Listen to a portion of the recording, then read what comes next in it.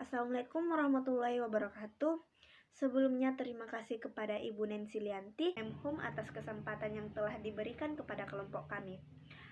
Perkenalkan, nama saya Melinda Sari Parsyam selaku moderator, dan adapun rekan-rekan saya yang akan menemani saya dalam presentasi kali ini, yaitu presentator pertama oleh Hamriani, presentator kedua oleh Sucianti, presentator ketiga oleh Adriana, presentator keempat oleh Nurfaida Dedi, dan presentator kelima akan dibawakan oleh saya sendiri.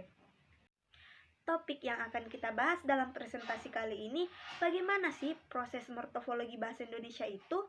Adapun poin-poin penting yang akan kita paparkan, yang pertama devirasi sero, yang kedua afiksasil atau proses pengimbuhan, yang ketiga proses pengulangan, yang keempat proses pemajemukan, yang kelima pengertian abrevias, yang keenam pengertian suplis, yang ketujuh pengertian metalisis, yang ke-8 pengertian devirasi balik, dan yang terakhir pengertian analogi.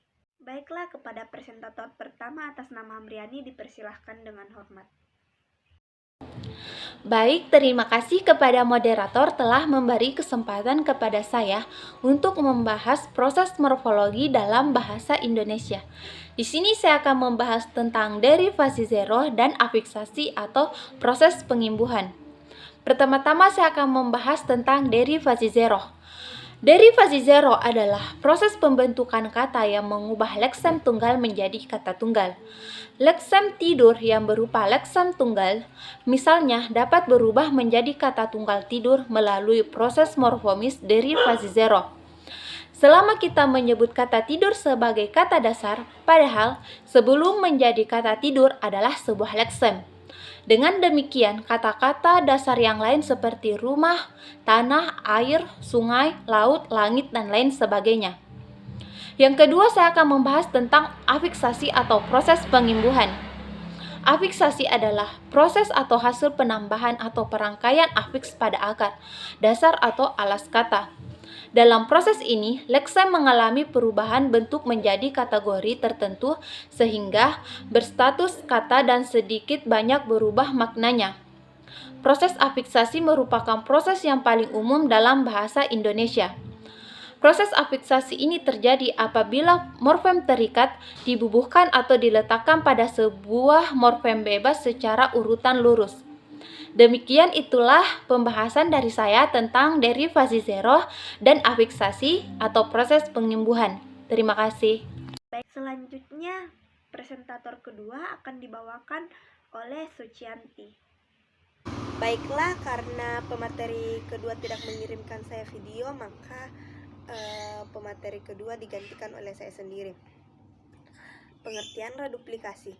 Dalam tataan morfologi bahasa Indonesia, sampai sekarang reduplikasi belum mendapatkan deskripsi yang secara eksplisit dinyatakan oleh para linguis, sehingga pemberian atau pengolahan jenis reduplikasi dalam bahasa Indonesia pun berbeda-beda dan kriteria pemberian yang tidak disebutkan.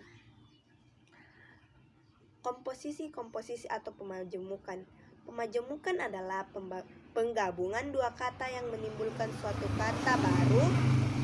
Lebih lanjut, memberikan pandangan bahwa komposisi adalah proses penggabungan dasar dengan dasar, biasanya berupa akar maupun bentuk berimbuh-rimbuh untuk mewadahi suatu konsep yang belum tertampung dalam sebuah kata. Baiklah, selanjutnya presentator ketiga akan dibawakan oleh Adriana. Baik, saya akan membacakan materi yang di bagian E, yaitu abrevasi. Krilaksana 2007-159 memberikan definisi bahwa abreviasi adalah proses penanggalan beberapa bagian leksem atau kombinasi leksem sehingga menjadilah bentuk baru yang berstatus kata.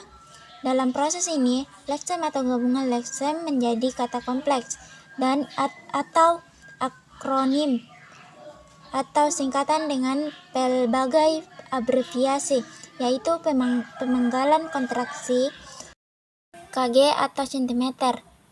F. Derivasi balik. Derivasi balik back atau back derivation merupakan proses yang dapat menjelaskan mengapa dipungkiri padahal kata tersebut berasal dari kata dasar mungkir dan tidak menjadi dipungkiri. Arifin dan Junahiyah 2009 15. Gejala tersebut derivasi terbalik merupakan proses pembentukan kata berdasarkan pola-pola yang ada tanpa mengenal atau mempertimbangkan unsur-unsurnya. Akibatnya, timbul bentuk yang secara historis tidak dapat diramalkan. Selanjutnya, presentator keempat akan dibawakan oleh Nurfaida Dedi. Assalamualaikum warahmatullahi wabarakatuh. Terima kasih atas kesempatan yang diberikan kepada saya untuk menjelaskan materi meta-analisis dan analogi. Meta-analisis merupakan proses yang dapat menjelaskan bentuk-bentuk dengan pramu dalam pramugari atau pramusaji, pramuniaga atau bentuk yang secara historis salah sepertinya kembaran yang seharusnya embaran dan mufakat yang seharusnya mufakat. Dengan demikian bentuk kata seperti tukarya, tunasusila, tunawisma, tunadaksa dan lainnya sebagai adalah bentuk meta-analis. Yang kedua, analogi. Analogi adalah ilmu bahasa persamaan antara bentuk menjadi dasar terjadinya bentuk-bentuk lain.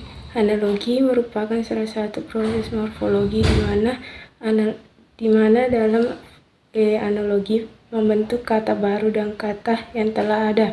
Contohnya pada kata dewa-dewi, putra-putri, pemuda-pemudi, dan karyawan-karyawati. Pembentukan kata melalui proses morfomis analogi dilakukan dengan tolak dan berhenti yang sudah ada dalam bentuk Indonesia. Mungkin itu saja yang saya dapat sampaikan. Sekian dan terima kasih. Assalamualaikum warahmatullahi wabarakatuh. Selanjutnya, presentator kelima akan dibawakan oleh saya sendiri.